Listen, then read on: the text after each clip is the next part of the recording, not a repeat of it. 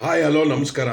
So ಬೆಂಗಳೂರಿನ history ಬಗ್ಗೆ ಮಾತಾಡುವಾಗ ಬ್ರಿಟಿಷರು ಬಂದು ಇಲ್ಲಿ ಕಟ್ಟಿದಂತಹ ಸುಂದರವಾದ ಚರ್ಚ್ಗಳ ಬಗ್ಗೆ ಮಾತಾಡದೆ ಹೋದರೆ ಹಿಸ್ಟ್ರಿ ಕಂಪ್ಲೀಟ್ ಆಗಲ್ಲ. ಅಂದರೆ ಹಿಸ್ಟ್ರಿ ಲೆಸನ್ ಕಂಪ್ಲೀಟ್ ಆಗಲ್ಲ. ಈಗಿನ ಸ್ಕೈ ಸ್ಕ್ರೇಪರ್ಸ್ ಎಲ್ಲ ಇದೆಯಲ್ಲ, ಮಧ್ಯ ಒಂದು 200 ವರ್ಷಕ್ಕೂ ಇತಿಹಾಸ ಇರೋ ಸಾಕಷ್ಟು ಚರ್ಚ್ಗಳು ನಮ್ಮ ಸಿ ಬಿ ಡಿ ಏರಿಯಾನಲ್ಲಿ ಇದೆ. ಸಿ ಬಿ ಡಿ ಅಂದರೆ ಸೆಂಟ್ರಲ್ ಬಿಸ್ನೆಸ್ ಡಿಸ್ಟ್ರಿಕ್ಟ್.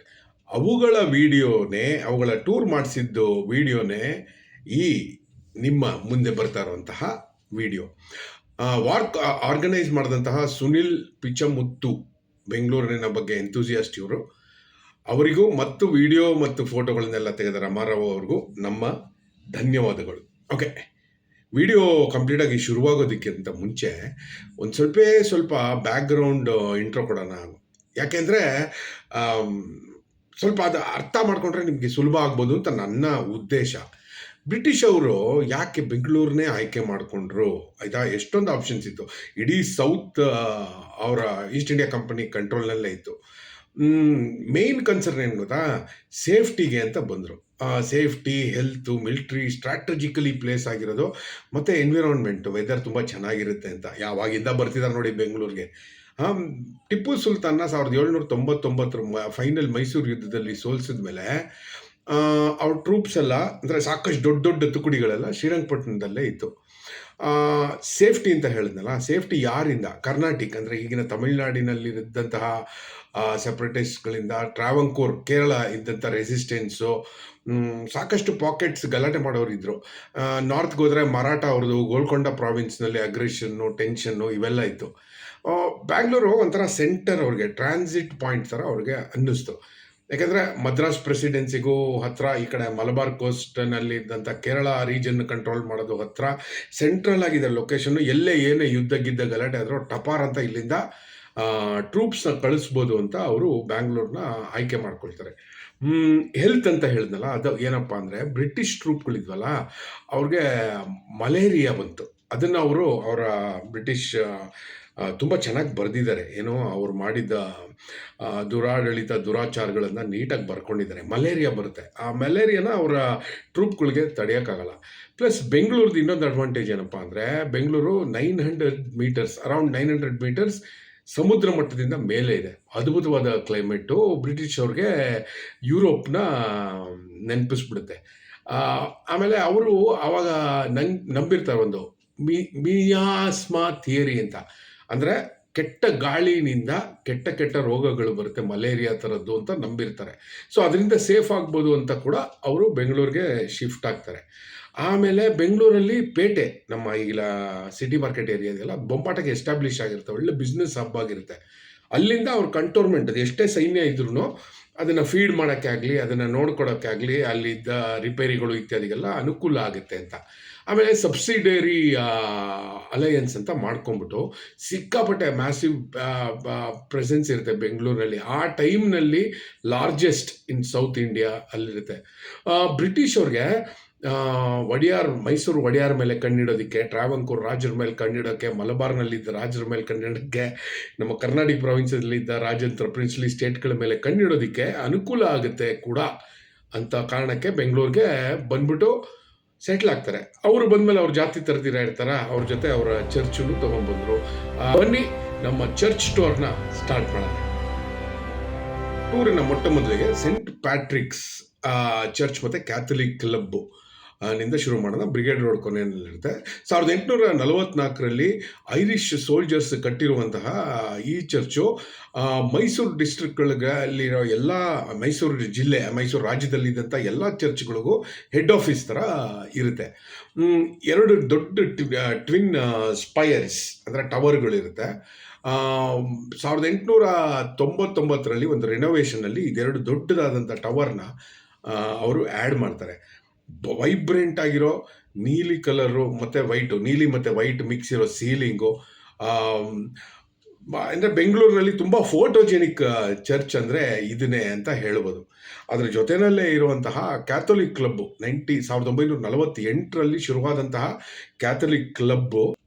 ನಮ್ಮ ಮುಂದಿನ ಚರ್ಚು ಸೇಕ್ರೆಡ್ ಹಾರ್ಟ್ಸ್ ಚರ್ಚ್ ಅಥವಾ ಸೇಕ್ರೆಡ್ ಹಾರ್ಟ್ ಫೌಂಡೇಶನ್ 1893ರಲ್ಲಿ ನಮ್ಮ ಈಗಿನ ರಿಚ್ಮಂಡ್ ರೋಡ್ನಲ್ಲಿ ಫ್ರೆಂಚ್ ಗಾಥಿಕ್ ಶೈಲಿಯಲ್ಲಿ ಕಟ್ಟಿರುವಂತಹ ಸೇಕ್ರೆಡ್ ಹಾರ್ಟ್. ಆಯಿತಾ.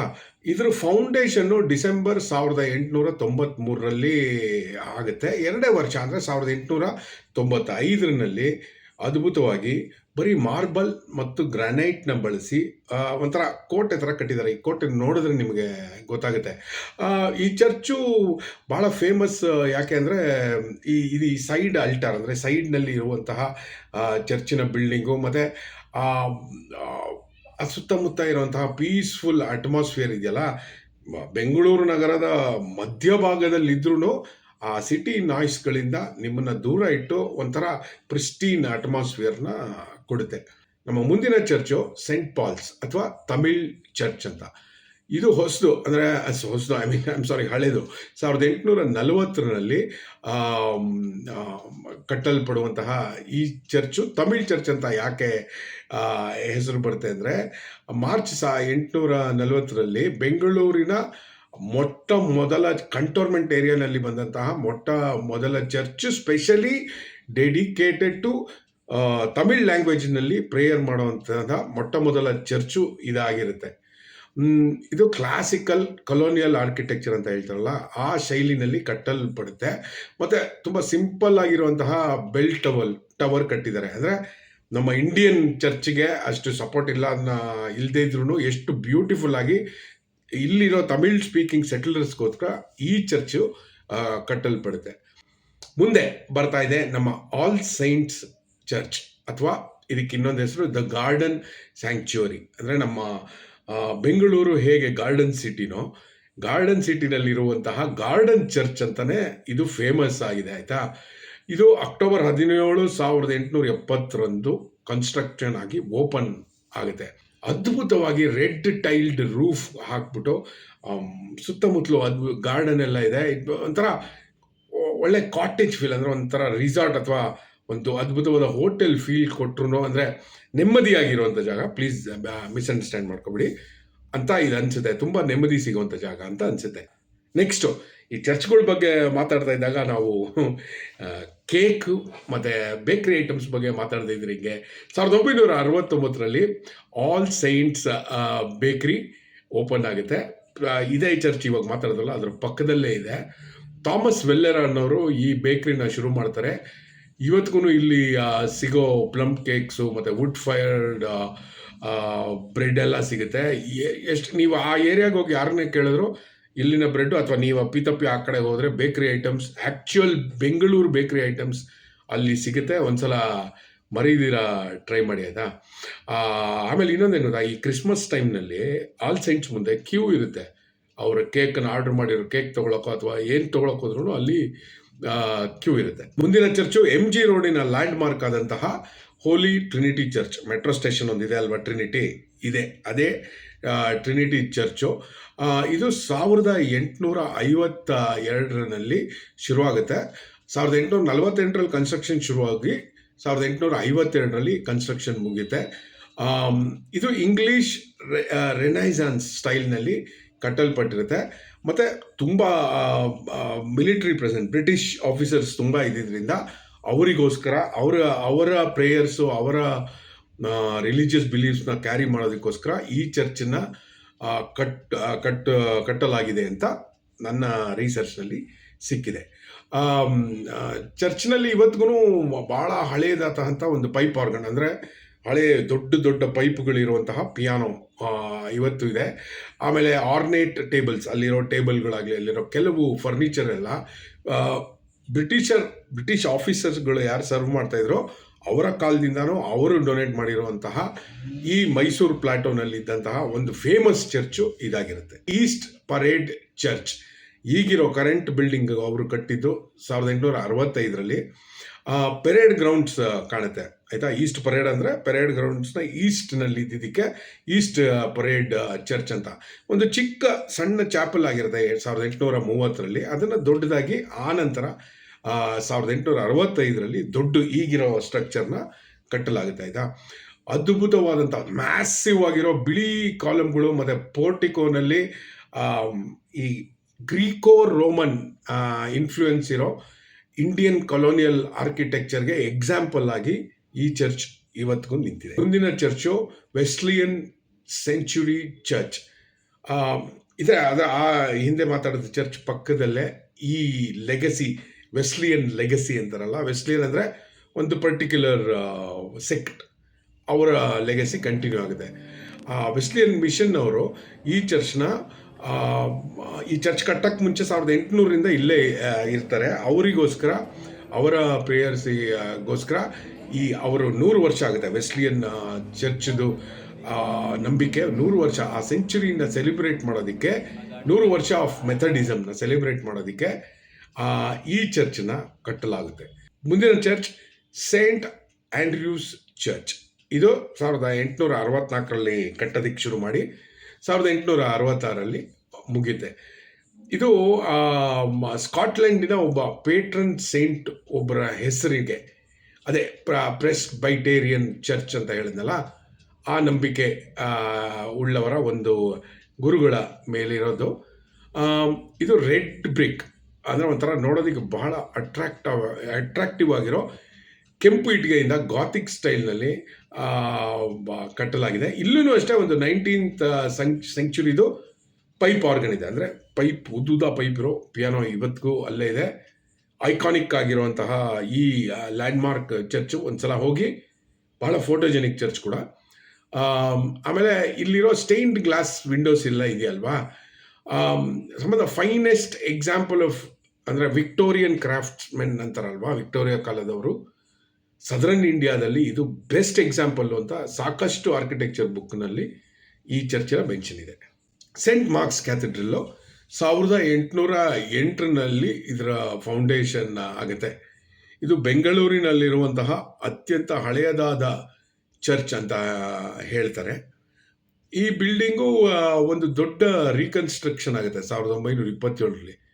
ಸಾಕಷ್ಟು ಒಂದು ಬೆಂಕಿ ಅವಘಡ ಆಗ್ಬಿಟ್ಟು ಬಿಲ್ಡಿಂಗ್ಗೆ ತುಂಬ ಸ್ಟ್ರಕ್ಚರಲ್ ಡ್ಯಾಮೇಜ್ ಆಗಿ ಸಾಕಷ್ಟು ಬಿಲ್ಡಿಂಗ್ನಲ್ಲಿರುವಂತಹ ಸೆಕ್ಷನ್ಗಳೆಲ್ಲ ಕೊಲ್ಯಾಪ್ಸ್ ಆಗಿಬಿಟ್ಟು ಇನ್ನೊಂದು ಸಲ ರೀಕನ್ಸ್ಟ್ರಕ್ಟ್ ಮಾಡ್ತಾರೆ.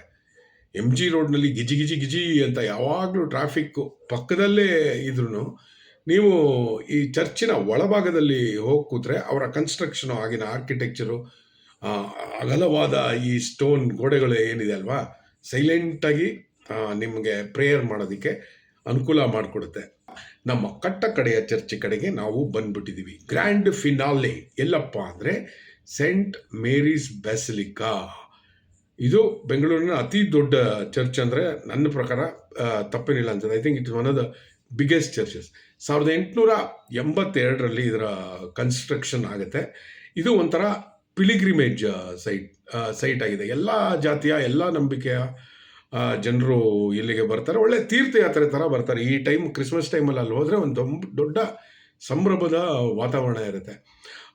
ಇದು ಆ್ಯಕ್ಚುಲಿ ಸೈಟ್, ಅದರ ಚರ್ಚ್ ಇರುವಂತಹ ಸೈಟು 17th ಸೆಂಚುರಿಯಿಂದನೂ ಒಂದು ಕ್ರಿಶ್ಚಿಯನ್ಸ್ ಪ್ರೇಯರ್ ನಡೆಸ್ತಾ ಇದ್ದ ಜಾಗ ಆದ್ರೂ ಈಗಿರುವಂತಹ ಗಾಥಿಕ್ ಬ್ಯಾಸಿಲಿಕಾ, ಈಗಿರೋ ಗಾಥಿಕ್ ಸ್ಟೈಲ್ನಲ್ಲಿರೋ ಬ್ಯಾಸಿಲಿಕಾ ಕಟ್ಟಿದ್ದು 1882ರಲ್ಲಿ. 1973ರಲ್ಲಿ ಇದಕ್ಕೆ ಮೈನರ್ ಬ್ಯಾಸಿಲಿಕಾ ಸ್ಟೇಟಸ್ ಸಿಗುತ್ತೆ. ಅಂದರೆ ಕರ್ನಾಟಕದ ಮೊಟ್ಟ ಮೊದಲ ಮೈನರ್ ಬ್ಯಾಸಿಲಿಕಾ ಇದಾಗುತ್ತೆ. ಇದು ಗ್ಲೋಬಲ್ ಮ್ಯಾಪ್ನಲ್ಲಿ ಈ ಚರ್ಚನ್ನ ತಂದು ಕೂಡಿಸುತ್ತೆ. 1808ರಿಂದ ಇವತ್ತಿನವರೆಗೂ ಈ ಚರ್ಚ್ಗಳು ಬರೀ ಒಂದು ಕಲ್ಲು ಕಟ್ಟಡ ಅಥವಾ ಗ್ಲಾಸ್ ಆಗ್ದಿರ ನಮ್ಮ ಬೆಂಗಳೂರಿನ ಸಂಸ್ಕೃತಿ ಒಳ ಹೊಕ್ಕಿದೆ. ನಮ್ಮ ಎಜುಕೇಷನ್ನೇ ಆಗಲಿ, ನಮ್ಮ ನಂಬಿಕೆಗಳಾಗಲಿ, ನಮ್ಮ ಆರ್ಕಿಟೆಕ್ಚರ್ ಆಗಲಿ, ನಮ್ಮ ನಗರದ ಬ್ಯೂಟಿಗೆ ಆಗಲಿ ಇದು ತುಂಬ ಡೊನೇಟ್ ಮಾಡಿದೆ. ಹಾಗಾಗಿ ನಾನು ಈ ವಿಡಿಯೋನ ಮಾಡಿದೆ. ಈ ವಿಡಿಯೋನ ಬೈ ಚಾನ್ಸ್ ನೀವು ಇಲ್ಲಿವರೆಗೂ ಕೊನೆವರೆಗೂ ನೋಡಿದ್ದೀರಾ ಅಂದರೆ ನಿಮ್ಮೆಲ್ಲರಿಗೂ ಮೆರಿ Christmas and a very very happy new year.